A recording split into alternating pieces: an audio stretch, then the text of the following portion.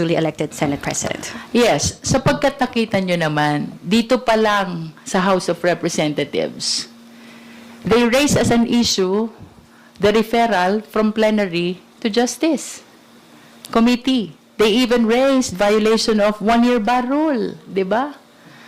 What else did they raise? They raised as well that we have predetermined the impeachment complaints even before the clarificatory hearing in the Justice Committee.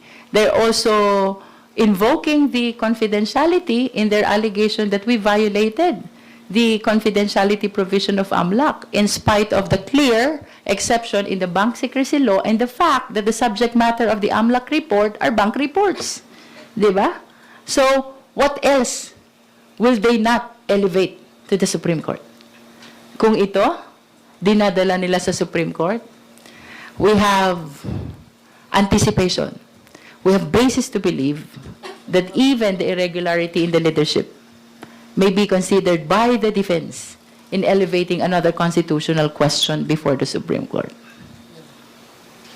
And kung susundan po yung Avellino Doctrine, tingin niyo po sapat na yung kunyari 22-12 yung boboto for? While ang sabi sa Avellino Doctrine, no, non-justiciable din ito.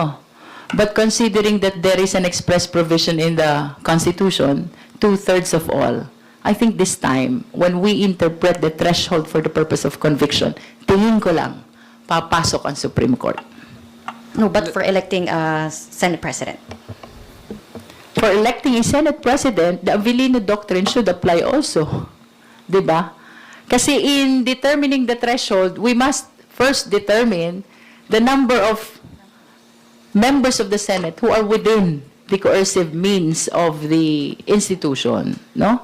So, pag gumalaw yung determination natin ng number within the coercive means, gagalaw ang quorum, gagalaw ang threshold.